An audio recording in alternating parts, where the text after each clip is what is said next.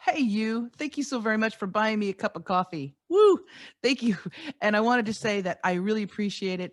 I'm trying to expand Out of the Box with Christine to help entrepreneurs and socially conscious folk get their message out to the world, whatever their passion is, whatever their expertise or their business.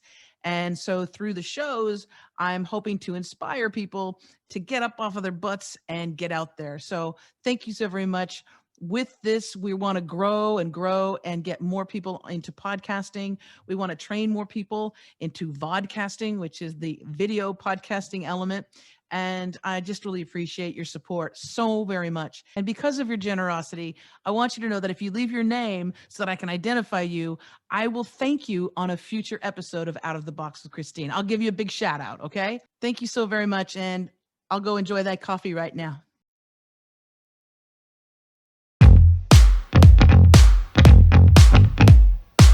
Welcome to Out of the Box with Christine, the podcast for conscious entrepreneurs. Are you willing to step into your greatness?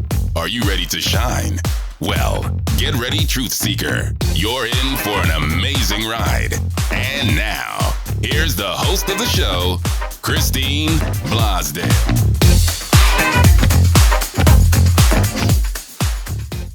Hello, my Out of the Boxers. Welcome back to Out of the Box with Christine. I'm your host, Christine Blosdale.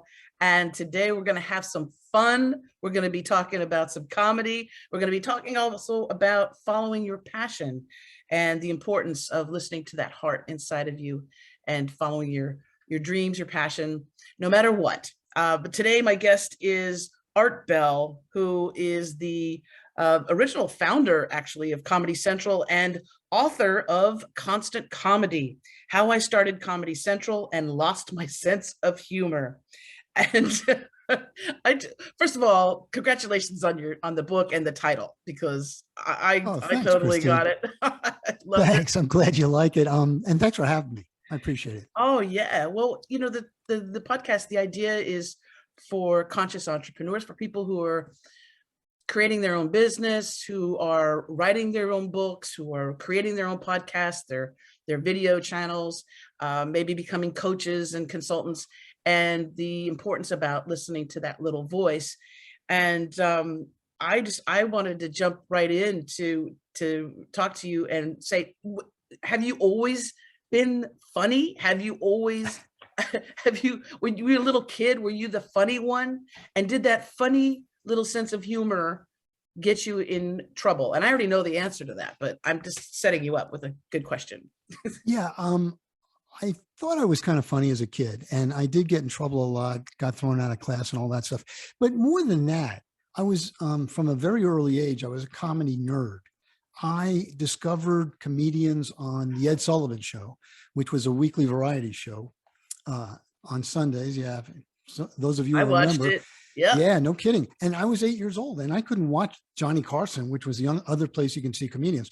So I saw, for example, Richard Pryor in his first appearance on the Ed Sullivan Show. He was like 20 years old. He was so funny. He was fantastic. And I was sitting there, and my father was laughing hysterically, and, you know, the audience in the Ed Sullivan Theater was laughing hysterically. And I thought, and there's also 30 million people watching this show who are laughing hysterically at this one guy who's just telling a story. And I thought, man, I want to get better at that. I want to know how that works. And from then on, I was just kind of hooked on comedy.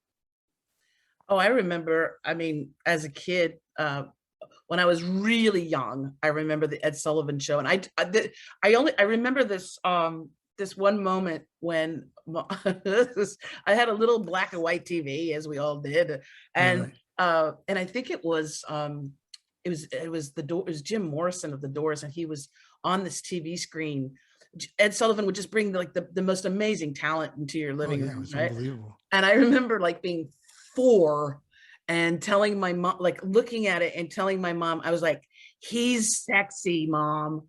I didn't know what sexy was. I just thought Jim Morrison was sexy, but that was like those little moments from television, from the glory days of television. It was the glory days. It was the glory days. And then also growing up, I don't know about you, but the one thing that I could stay up late to watch was Saturday Night Live.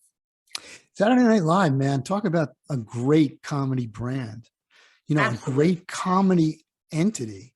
When we started when we started Comedy Channel and Comedy Central, that was like the only comedy thing in America. National Lampoon, which was the other one I loved, had kind of gone out of business. I mean, they were around, but their heyday was way over. So it was really Saturday Night Live who was setting the standard for good comedy in America. And certainly we got Saturday Night Live onto Comedy Central as soon as we could, because we loved the show. And it was, when we started, it was huge. It was bigger than us by a long shot. Oh, that's how Yeah, you got very introduced. That's how I was introduced to George Carlin, to Steve Martin. I important. mean, I had a different story. I guess I'm a bit older than you. I look older than you, that's for sure. Smidge, come on. Well, at least you knew who Ed Sullivan was. I mean, that's Yes. definitely a step in the right direction. Yes. When I was a kid, and when I'm talking about 4th, 5th, 6th, 7th, 8th grade, and I'm still into comedy, that's when the comedy albums started to become, billion sellers, starting with Bill Cosby, you should pardon the expression. And who was, that was, he had so many comedy albums. And George Carlin had the world's greatest comedy album. We played the Carlin album in my house. I have 2 younger brothers. We played that over and over to the point where we started talking like George Carlin. And my mother was like, what is with you guys? Why are you talking like that? But that's how much we loved those albums. That's how we learned about comedy. Robert Klein. I felt when I would listen to George Carlin, there was that little voice inside of me going, yeah, he's got it. Like, yeah, his perspective on this is true, is right. And it was the rebel. There was a little bit of a rebel feel about, listening. I was, I'm listening to George Carlin, it was kind of like a little sneaky thing. But there was the beginning, the heyday, right, of bringing comedy to television and into people's living rooms. This was a time too, in the early days, with Ed Sullivan, also with the variety shows like Laugh In and things like that, where Smothers Brothers Comedy Hour. Smothers Brothers Comedy Hour. This was when whole families were together, because I remember just watching television. It wasn't a solo sport. It was, everybody after dinner, everybody had to sit around in the TV lounge, the TV room, and watch these. And that's right. And so there had to be an appeal as well to a wide demographic as well, Well, not only that, but you remember in those days, and this is when I started in television in the mid 80s, there were 3 networks. And it was possible. I mean, we won't even go into how many people watched I Love Lucy have her baby on TV. I think it was like 60 million households or something. But, on any given night, 20 million, 30 million people were watching the same show. Like everybody watched the Ed Sullivan Show. You go to work the next day, and I didn't work in those days, but, you go to work the next day and people are talking about it. Hey, did you see it? Yeah, of course I saw it. Of course, what'd you think? That when cable came in, I was, I guess, part of the problem. The audience really fragmented. To the point where, you couldn't really collect 20 or 30 million people for a show unless it was, well, I don't think it's been done lately. And then you have some iconic shows too that were labeled, comedy sitcoms, but they crossed that barrier into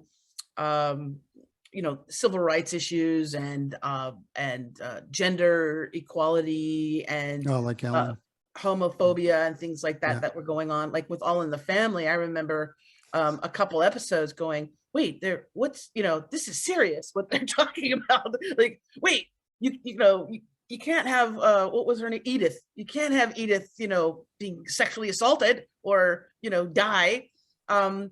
But they were broaching like real life situations that the country was dealing with as well. In particular, well, you're onto something that I like to talk about, so I'll mention it now. And that is, comedy is a great communication tool. I mean, I know a lot of your audience are entrepreneurs, are looking to start businesses and everything else.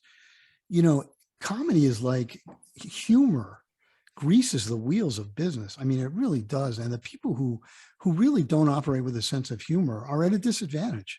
you know, because it greases the wheels. But that's in real life. Now, when you talk about a show like All in the Family, they were taking on serious subjects, and there were several shows after that that did too. But with a comedy, you know, they with an overlay of comedy, so people actually listen to it who wouldn't otherwise listen to a lecture on, you know, what it's like to be a woman and be sexually assaulted. So comedy brought so much understanding to the world, I think, through those shows, and also through, you know, comedians. And we can name some of the comedians who were breakthrough women comedians who really brought the women's experience to America through a comic lens, and it made a lot more sense that way. Well, a perfect example, and someone that I've worked with, I produced a radio show for Roseanne Barr several years ago. And by the way, if I can produce Roseanne Barr, I can do anything. I admire you from what I know of the situation. Yes. Extremely talented human being. Like every single bone in her body is funny. Do you know what I'm saying? She's a genius. She's also got like 5 or 6 signs in Scorpio, which that's how we connected too, because I got 5 planets in Scorpio, and we're like, oh my God, you're a Scorpio. Oh, the brain. But the whole Roseanne show, the whole stand-up career that she had before even the Roseanne show, and this idea of a bit of a self-deprecating kind of character, but really like saying it how it is. And it wasn't about being, this pretty, beautiful little package. It was raw, and she connected with millions and millions of women who were like her, who were in that same situation in life. And then she became, famous and a star, and, and all of that. But the power of Roseanne and the Roseanne show, and then also, like you were, Ellen DeGeneres as well. I remember, do you remember that time, that moment in human history, when we knew that she was going to be coming out on the show, and all hell was breaking loose. Advertisers were threatening to pull bomb threats. There were bomb threats on the soundstage at the Ellen show. Her personal security. I mean, it was like the world was going to end just because Ellen was going to come out as being gay on the show. Do you remember that moment in time? I felt like I was. I remember the moment. I vaguely remember some of what you're talking about. I don't remember the bomb threat so much, but the advertisers pulling out, that was a big deal. I guess being bombed is worse, but when you're in the business, you think, oh man, we'll take the bombing, but please, Procter & Gamble, don't leave. Ellen, that was, but there's so many shows you can cite now that were breakthrough shows that really made the network sweat. And that, you talk about, I said cable fragmented the audience, but the other thing that cable brought that the networks really never got to effectively was getting over this whole, we're beholden to advertisers. We have to throw out a wide net. You can't say any word. You can't say anything. You can't say bad words. You can't talk about abortions they did eventually a little bit, but on the whole, if you wanted to see Robin Williams perform the way he really performed in a club, uncut, uncensored, he went to HBO. That was the only game in town when they showed up. And I was working at HBO in those days. And, that was a breakthrough in television. The fact that you could put basically anything you wanted, any movie you wanted, any performer, anything went on HBO. And that was part of its appeal. And it really. And HBO was the only game in town there for a bit as well, wasn't it? Yeah, it's true. HBO, they were around since like 76 when they went up on the satellite in 78. But in the early 80s, when they were really starting to rocket ahead, you also had A&E coming up, ESPN showed up. I mean, it was just at the time when some of these channels, were starting to show up. They were there to take chances, because what else could they do? Plus, of course, they weren't regulated by the FCC. which the networks were. Right. That's the other reason they get away with doing anything they wanted. But that was a very important breakthrough. And that was why HBO became the place for comedy on TV as quickly as it did. Because they had that freedom. And anybody that knows, stand-up comedy, or even skit comedy, but especially with stand-up comedy, that it's going to offend someone. I mean, it can, not everybody, but something that's going to be said could possibly offend someone. And when you have that platform to be able to be, as creative as possible, then that gives you a whole lot of freedom. And then that has a huge value for the audience, because they're actually seeing somebody at their craft, right? They're seeing That's Chris right. Rock, not PG, but able to really just let it go and be who he is and his greatness as well. Right. Lately, there's been a little, pushback against that, as you know. Yes. Which scares me to death. I mean, a friend of mine, Vinny Favali, and I did a podcast series, a short series, about 20 episodes, also called Constant Comedy, where we interviewed people from the early days of Comedy Channel, because it was the 30th anniversary last year of Comedy Central. And the single biggest thing that came up, especially among the stand-up comics, was we are scared to death about what's going to happen to stand-up comedy if audiences keep standing up saying that's offensive, you can't talk about that, and walking out of the room before you even finish saying anything. All I can say is I hope it swings back, because some comedians are really getting to the point where they're afraid of working live. Right. And because of the scrutiny that they have, and the media, there's a weird dance that we have, that society has in general, with people that we hold up high, and a lot of times we like to see them fall. What do they say? If it bleeds, it leads type thing, right? It's you sell more papers, or not.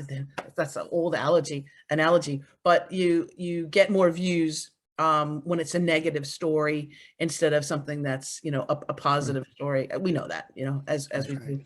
But let's talk about the history, because we just talked about the whole history sort of comedy in television, and really, I mean, creating a whole channel based on comedy at the time probably too was a bit risky, because it had never, it hadn't been done before. But can you want to talk about the origin of, Comedy Central, but before that was called the Comedy Channel, which makes good sense. When we started it, when we started it, we named it the Comedy Channel, because what else do you call a comedy channel? And in those days, everybody was naming it ESPN was really the Entertainment and Sports Network. So they were naming themselves what they were, Arts and Entertainment Network. So Comedy Channel was easy. I started this out by saying I was a comedy nerd, and that lasted right through college. I mean, I was just fascinated with comedy. When I got to college, I was hanging out with guys who were really funny, and who some of them went on to be great comedy writers and producers, including the producers of Ellen, Neil Warnes and Carol Black, and a friend of mine, Mike Whitehorn, who did King of Queens. These guys were really funny, and we had so much fun together. And just before we graduated, Mike said to me, hey, a bunch of us are going out to LA. We're going to be writers. And I said, never happened. Because my parents used to tell me, either you're a lawyer, you're a doctor, an accountant, or you're a failure, and there was no way you could make a living in the entertainment business. That just wasn't done. And it really, they had made me believe it was impossible. And my friend said, no, we're going to go out there. We'll get jobs as whatever, and then we'll become writers. And of course they did. I became an economist. That was my major in college. I got a job out of college as an economist in a consulting firm in Washington. I worked my butt off. And people say, oh man, you love comedy, you went into economics. But I had a great time as an economist. I got to tell you, I was working with the smartest people I've ever worked with. And I was at my all-time smartest in those days. I was 25 years old. It's been downhill since then, let me tell you. But I was really smart, solving tough problems and stuff. But at the end of the day, I guess I was there for a few years, and I didn't want to be an economist for my entire life. And so I decided to do something I call changing the channel, which I've done several times in my life, which is like, okay, let's just change everything. Let's just do something unexpected. And maybe this doesn't sound like a big deal, but for me, it was going back to school. So I went to graduate school in business thinking, okay, I'm going to come out and I'm going to get a job in television or in film. Turns out I didn't have to go to business school to do that, but nobody told me at the time. But I got involved with something there because I asked, like, where do the creative kids hang out? And they said, well, they do this thing called the Follies, which is a musical comedy satirical review. And I went down there to the meeting, and there were people who had been on Broadway. There were people, professional choreographers, dancers. These people were all now in business school trying to get to Wall Street. And I was trying to go the other way, get into the entertainment business. Anyway, we had a great time putting on those shows. They were really professional. Second year, I was the head writer for the show. And it reminded me how much I loved comedy because I wrote the comedy. I'd written comedy before, in high school and college. I loved writing sketch comedy. And that was kind of when I decided, how come if I want to get a job out there in television land, how come there's no comedy network? Because that's kind of like where I'd really like to work, is at an all comedy network. I mean, I really loved comedy. I wasn't a comedian. Let's get that straight. Right. I never saw myself as a performer. I did some when I was in college, but that wasn't a thing. I wanted to be involved in the comedy business. So I got my first job out of school. It was at CBS. And it was really, it was a gigantic corporation. It was like working at the post office. I wasn't anywhere near comedy, let alone programming, let alone the product, A friend of mine called me up from HBO, which was new then. HBO was kind of like Netflix is now, it was like the hot happening place to be and work and watch. And he said, hey, they're looking for somebody here at HBO to do subscriber forecasting. And you're the only guy I know who knows anything about economic modeling. Economics, yeah. And I said, yeah, okay. So I went over, interviewed for the job, got it. And there I am doing econometric forecasting at HBO, which, believe me, was the last thing I wanted to do at HBO. But it got you in. There were 700 people. I could talk to people in the elevator who were doing comedy and programming and it was an exciting place to be, even though I was nowhere near that stuff. So I did the best job I could. I didn't phone it in. I did the best job I could on the assumption that if I did a good job, somebody'd notice me and maybe I'd move closer to programming. And that's kind of what happened. I spent 2 years doing forecasting, and I got around the company and talked to a lot of people, and ultimately ended up, and they were putting together a new business development department. And they had a specific new television channel they wanted to try, and it failed about a week after I got there. It was a terrible idea and a terrible everything. So naturally I said, hey, we should do a comedy network. But nobody really said, that sounds like a good idea. They just said, yeah, it probably wouldn't work. So I was young, and I was kind of, without fear for some reason, because I look back on this day, I decided I would go and talk to the head of HBO programming about my idea for a comedy network. Now, by then, let me just make it clear, I had been thinking about a comedy network for a long time. And I had talked to a lot of people about it who basically raised objections. They'd say, oh, nobody could ever do a comedy network. And I'd say, why not? Too expensive. So I'd go back and say, all right, now how are we going to do this on the cheap if that's the objection? And the lesson I learned there is when you have an idea, or when you're an entrepreneur, in my case, an intrapreneur, I was doing it inside a company, talk to everybody about your idea, because you will get such great feedback. Your instinct is, hey man, I'm going to keep this a secret because I don't want anybody to steal my idea. But that's wrong. Nobody's going to steal your idea. I mean, that's always a long shot. Number one. Number two, you're going to end up with competition anyway. So get over it. Right. Anyway, so by that time, I really had a good feel for what I thought this comedy channel could be and what it could do and how it would work. And I'd done financials in my head and on paper a little bit. So I said, I'm going to go see the head of programming at HBO. Her name was Bridget. Now, she was at the top of the org chart. I was at the bottom of the org chart. So that was a scary moment for me. But she agreed to see me. I went in and I said, Bridget, I really think HBO, should do a 24/7 all comedy network. And she said, stop right there. That's a terrible idea. And I'm going to tell you why. She spent 15 minutes telling me why it was a terrible idea. And she said things I hadn't even considered, which even at the time sounded kind of wacky. She said, no A-list comedian would be on an all comedy network. Wow. She said, do you think Billy Crystal would be on? No. Do you think Robin Williams? She kept saying this over and over. And I talk about this in the book. And, so I'm sitting there having this truckload of ice cold water poured all over my idea, and she gave me 100 reasons. Then she said, thanks for coming in. You obviously don't know anything about television. See you around the quad. And I left without having said more than like 15 words. And I felt bad. But by the time I got to the elevator, I realized she was wrong, that somebody was going to start a comedy network. And why shouldn't it be me? And that was my first experience, is really kind of getting it out there. And did she get like fired or something? Did she leave? And then how did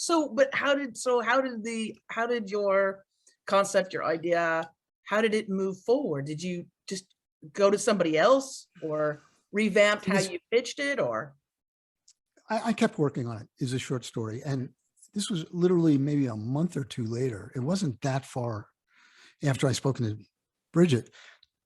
I was really figuring, okay, if HBO is not going to start a comedy network, I'm either going to have to do it on my own, and that's going to cost a lot of money, or I'm going to have to take it to another place, like, Viacom, they had MTV, maybe they would do it, maybe Paramount would do it, maybe, I just went down the list. And I was going to send my resume and attach my idea for the comedy network in the hopes that I get a job and all that kind of stuff. So I'm working on this, and I'm working on my resume and everything. And my boss's boss walks in and says, what are you working on? You don't have that much to do. And I said, yeah, I had this idea. And he says, let me see. And he takes a look at it. He goes, this is great, Art. He says, we ought to take this to I want the chairman of HBO to see this. I said, wow, the chairman of HBO. I mean, Bridget was up here. The chairman was God. Right. Michael Fuchs was the chairman of HBO. He had been named 2 weeks earlier by Time Magazine as the most powerful man in Hollywood. Yep. This guy, if I got into the elevator with this guy by accident, I'd break into a cold sweat, because he could snap his fingers and say, okay, whoever you are, you will never work in the business again. Right. And that would be the end of you. That's how powerful this guy was. So I said, okay, Larry, my boss was named Larry. I said, okay, yeah, that'd be great. See Michael. He goes, come on, let's go. I said, right now I got, I got nothing. I got no presentation materials. I got nothing. He said, come on, we're just going to go tell him about it. So I went in and I had to do it on the spot. And Michael said, well, what do you got? He came in here without an appointment. He's already a little pissed off. All right. This better be good. So I pitched my little heart out. And I think two things got me through to the point where Michael said, wow, that sounds interesting. Let's pursue it. One was passion. And people don't talk about passion in pitching a lot, but man, that is the most important thing. I mean, it's got to be coming out of your eyes and ears, and you got to be, really excited about it. Because, hey, if you're not excited about it, why do you expect anybody else to be excited about it? Even if you are, and you're kind of keeping it, I just want to be calm about it. No, man, they want to see you jumping up and down. Second was vision. Vision is an important part of any new business, because you want to think about what your new business or the business idea is going to do to change the world if it's successful in 10 years. How is that going to change things? And I said to Michael, Michael, in 10 years, if this thing works, we are going to be the center of the comedy universe. Now, at that time, National Lampoon had come and gone. Saturday Night Live was actually in a little bit of a slump. This is the 80s. Yeah, yeah. And stand-up comedy was picking up some steam. So Michael saw an opportunity, and he loved comedy. He was the guy who put the comedy specials on HBO, Billy Crystal, George Carlin, all those guys, Robin Williams. So that was when he said, yeah, let's explore it. He teamed me up with the head of comedy at HBO, a guy named Stu Smiley. That's his actual name. And Stu had been in the comedy business for 10 years. First thing he said to me, before he even said hello, what do you know about comedy? That's what he said. What do you know about comedy? And my answer was nothing. I like it. I'm a fan. I mean, basically, here's a guy who'd worked in the business for 10 years, being teamed up with a guy who was in finance or something. That was me. I mean, down in and the that's where- boiler room. And he used to, even after that, it was like, oh, there he is, the guy with the big idea. I mean, I was not readily accepted into the comedy club, the group of people who consider themselves professional comedians or professionals in the business. And believe me, Stu wasn't taking me under his wing. It wasn't like that at all. But we figured it out. We put together our plan. I gave a presentation on top management, including Michael, including Bridget.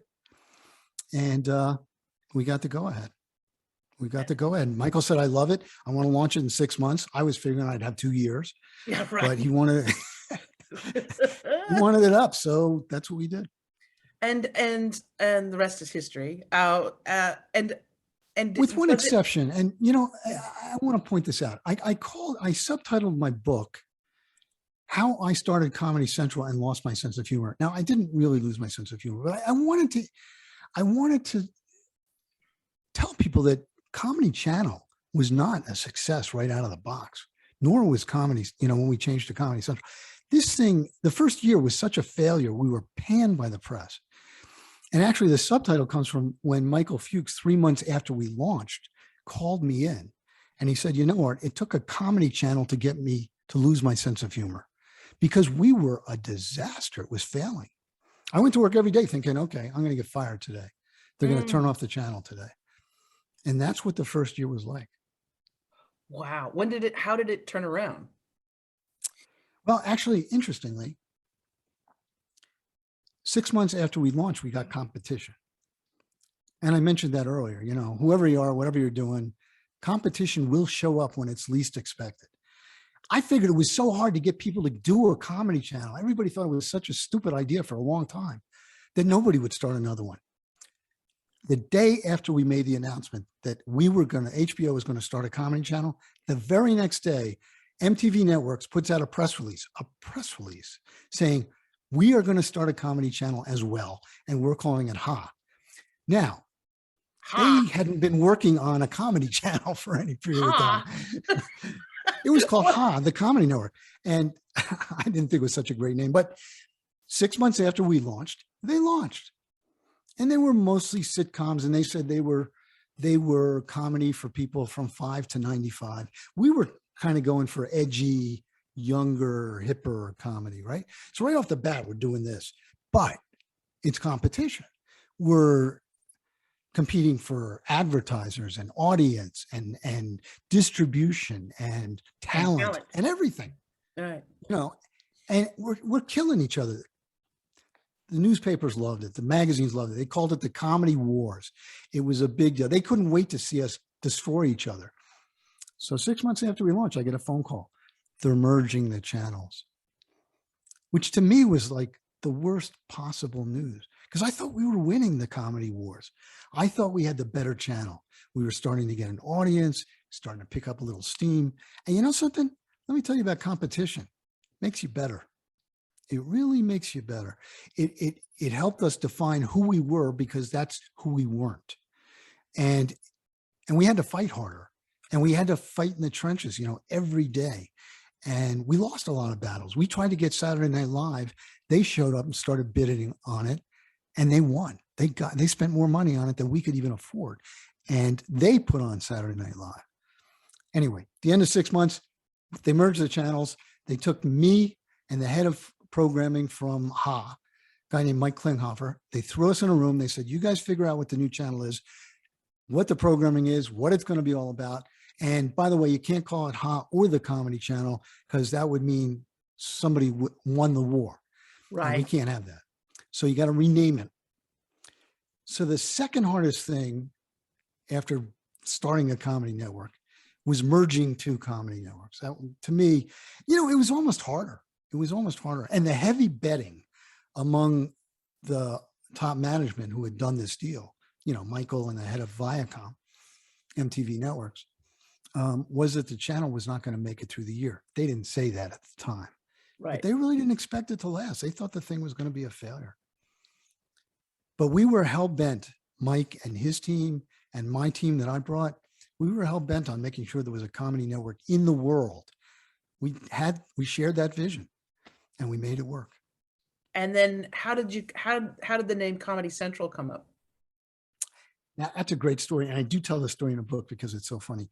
Oh, and we can wait, before we say it, there'll be a link in the show notes for people to get Art Bell's book. It's the Constant Comedy, How I Started Comedy Central and Lost My Sense of Humor. So we'll make sure that people have that the link so they can get the book. And you don't have to say too much because we do want people to go out and get the Listen, book. But there's lots of stories in this book. okay, that yeah, I'm because not the gonna name, tell. I mean, I'm just following you But the through whole name story. is a fascinating thing. Now, probably everybody knows that there are companies, their whole raison d'etre is that they're experts in naming things, because naming things is hard. And I kept saying, man, what else are you going to call this thing besides Comedy Channel? And such a stupid name. But we had to do it. So we hire one of these naming companies, and they talk to us about the channel. We told them what our vision was. They come back with a presentation. They say, okay, we've got some ideas for what you should name the channel. First idea, big. And now there's about 15 of us in the room and we're like, big? What do you mean big? And they said, it says that, it's bold, it's big, it's big. No, what else you got? Second, Acme. I said, Acme? Like the Roadrunner and the Coyote? That's what I said. I said, I get the connection to Roadrunner and Coyote. So at least that, unlike big, is connected to comedy. But can you get any closer to comedy? He says, well, look, you guys told us you wanted to be the center of the comedy universe. You wanted to be Comedy Central, but that's too on the nose. We would never name it Comedy Central. Oh my God. And I said, I raised my hand. I said, why wouldn't you name it Comedy Central? He said, because what if you want to, do other stuff? I said, what, like girls lacrosse? I mean, what are we going to do? We are a comedy network. But we walked out of there having paid zillions of dollars to these guys, not really, and said, okay, you know what we're going to do? We're going to test the names they gave us. They gave us 4 or 5 names. And the research guys were going to put it out, get a quick response on which ones they like better. Acme, big, the other ones. And the head of research said, we need one more name because there's not enough names here. I said, hey, you know what? Throw in Comedy Central. That came up, but they'd say it would never work. So the research comes back in 3 days. The guy walks in my office and says, 97% of the people said they want a channel called Comedy Central. The other things didn't even rate. And I said, oh my gosh, how are we going to tell this company that happened? But that's what we did.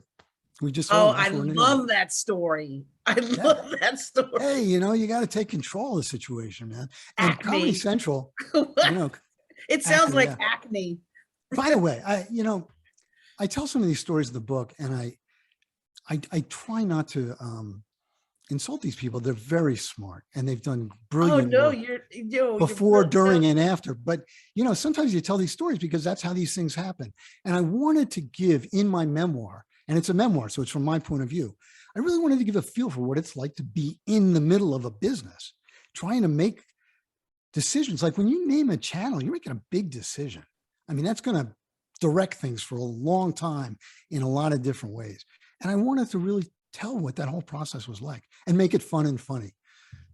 I love it. I love that story. Well, and it's the same, it's the same too, when so much of your history through this whole process, people who are starting their own business, their own coaching or their own consulting can relate to as well. Because also, number one, you stuck with your idea as well. You said, you know what, this is something that I know is going to be good. You were passionate about it. And you, even working at the beginning, like in some department, some level in HBO, knowing that once you're in there, there may be somebody that you could one day talk to, that get to know. Again, that optimism, right, that you had is really important. But also the name, the branding is really important, because you could be the best thing since sliced bread. You could be the most amazing consultant coach. You could fix something like that. And if people are not attracted to the your name, your brand, then they're not going to, they're not going to find out about you. That's exactly right. And you're leaving out one important group who needs a good name and a good tagline or brand or whatever you want to call it. And I tell some stories about our taglines too. And that's the people who work there. If you name yourself Comedy Central, you kind of took on a big responsibility there, didn't you? Because, you're really aspiring to be something in the comedy world. And at that time, believe me, we weren't. We were, I went to work every day thinking, what can we do less of that's not working? What can we do more of that's working? Because we were hanging by our fingernails for the longest time after the merger too, trying to determine who we were, what we are. I tell the story of one of the taglines that we took on early on, the first one, and it was, we're all going to die, watch Comedy Central. And we love that tagline. We love that tagline. Everybody, and the reason we love that tagline is because, like, I asked my father what he thought of it. He said, it's horrible. You can't say that. And then I asked my younger brother, who was like 22, and he said, that's the funniest thing I ever heard. And that's what we wanted. We wanted to separate out the people who weren't going to like the channel. We wanted those young, we wanted that, 18 to 34 cohort. And that's what you got to do. You got to be aspirational in your name, aspirational in how you talk about yourself, aspirational in your taglines. And all of that is very important, as important as our programming. And focus on your audience, right? Focus on your key audience. If your key clientele or customers, if you want to draw in a particular demographic, then target that demographic, right? For me, majority of my clients are women that are in, 40, 50, 60 even. So in that 40 to 60, and that's usually women at that point, maybe if they've had kids, they've gone to, university, or they're on their way, and they have more disposable income at that time. But also that's my strong connection with women. So that's my audience. But when you started, when you started this whole thing, that vision of knowing who you want to attract and being really good at it, that's where all the success starts rolling in, right? It does. I know there was some pitfalls in there as well. Yeah. No, listen, even from the beginning, and I know audience research sometimes gets a bad name. It's portrayed on television as kind of goofy, focus groups and all that kind of stuff. You've got to know your audience, because you are not, whoever you are, certainly in television, you are not your audience. It's just, it doesn't work out that way, because it's a big country, and you got to know all about what those people are thinking about comedy, about television, how they use it, what they think about comedy, what it means for them in their lives. We had to learn all of that stuff from scratch. We had to find out. I loved focus groups because people would put into words things that we couldn't figure out how to describe, So know the group you're trying to sell to is so important. Research. I used to say, running a television channel without doing research is like flying a plane with a blindfold on. It's just, how can you do it? Right. Well, you got to get that. You do have to get that feedback. And I think when I lived in LA, I was in part of a couple different focus groups. They call you into the studio and you watch some little thing, and then you fill out the cards and you have lunch or something. I don't know. It was a nice experience. But yeah, you're right, because you have to get that feedback. They'll also notice things. They'll also see something. They'll go, wait a second. In that first scene, they're wearing, this thing. And then I noticed, they'll pick up on stuff that you'll never see. Because also, just like people who have their own business, sometimes we're too deep inside it that we need that aerial shot, or, that drone shot of someone else looking in and going, absolutely, that. But not only that, yeah, you want to be able to describe your consumer, your audience, your target audience, down to the minutest detail. You really want to know what that person or people, what those people are like, what their lifestyle is like, what your product is going to do for them, how it's going to affect their lives or change their lives. You got to know all that. You can't just make it up. You can't make it up. So it's very, very important. Very important. And also, I just like the tip of, you know what, using humor. I look at all like when you look at some of the influencers as well that are on social media, so much of it is based on humor. Celeste Barber here in Australia, I mean, her little comparisons, you know, showing a supermodel doing something weird and then her reenactment of it. And it's brilliant. It's humor gets us through the tough times. Absolutely. I mean, Absolutely. look way back when they did the silent films and Charlie Chaplin and the other gentleman who Buster Keaton. Buster Keaton. The audience was going through freaking hell. There was so much, I mean, economic disparity and trouble, and they went to the cinema to get relief, to laugh, and to forget about their problems for a moment. And throughout history, that's what we've done. We did, going to the cabarets, going to vaudeville, going to the silent movies, and then, you know, going now to going to some concerts and things, but then having Comedy Central or Saturday Night Live come into our homes and give us a little bit of a break from reality. No, it's very important. One thing that you mentioned, though, that I want to circle back to was my optimism. And if you said to my wife, boy, your husband, well, he must have been so optimistic, she would start laughing like hysterically, because I am not optimistic by nature. But you know, you have to push through. And one of the ways I push through, people say, how'd you get through it? You look for signs of success, little tiny signs of success, anything. And you grab onto that and you hold on to it like crazy. The first sign of success that came into us was Mystery Science Theater 3000. It came, you know that show? Yeah. It came to us before we launched Comedy Channel. We got an envelope in the mail. There was a tape and there was a note. We hear you guys are starting a comedy channel. Is this something that you would be interested in? So we put in the thing, and it's of course brilliant. They had been producing Mystery Science Theater 3000 at a tiny station in Minneapolis. We flew out there the next day, and I held on to that. Not only did we make it our first kind of hit, but you know, I held on to the fact that if we're going to be a comedy network, great comedy's got to come to us. We can't be everywhere. Yes. And there it was. There was the first example of great comedy that would not have gone on HBO or CBS or NBC or, you know, any of the channels.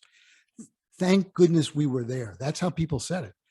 Thankfully you were there to put on MST 3000 and ultimately South Park and The Daily Show and Chris Rock, you know, all of those things. They needed a home, and that's what kept me going. Oh, I forgot about South Park. Holy moly.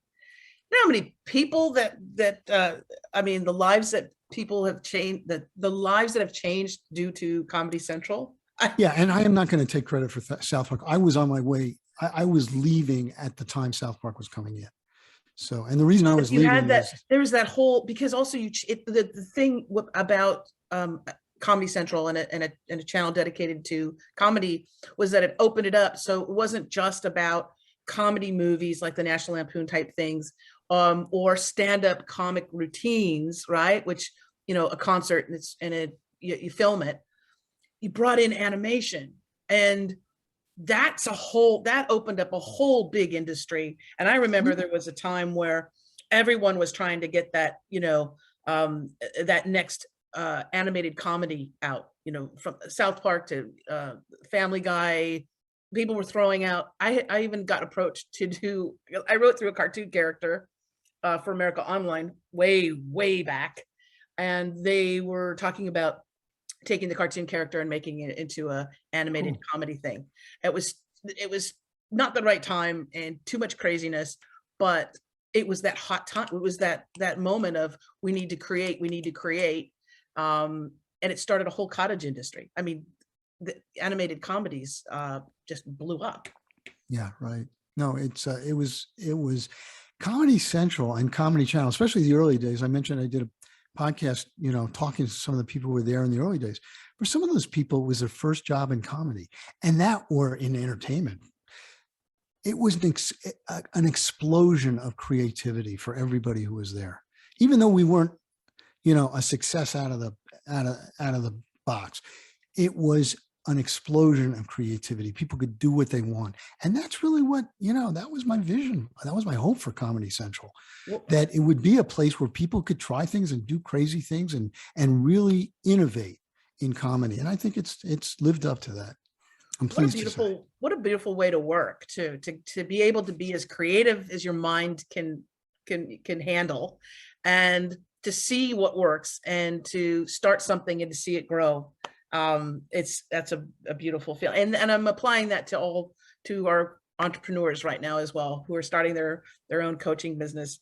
I hope wonderful listeners and viewers on YouTube got something out of the show. I know I did. I'm inspired. I'm also going to tap into, because you know what, because when I work with people, the comment that they get is, of course, oh my goodness, I learned so much about podcasting or radio or creating a YouTube channel. But what they say, and this is the biggest compliment to me, is how much fun they've had, how enjoyable it was. And that I was, if they say that I was funny or something like that, great, but that they had fun. And I'm going to do that I'm putting more of that out there. Because I'm inspired by you, Art Bell. I'm gonna do a little bit more of that and get it out there. Because the seriousness, the whole thing, the whole pitch and sales thing, I'm gonna embrace my inner comedian a little bit more. Good for you. I'm sure it'll work.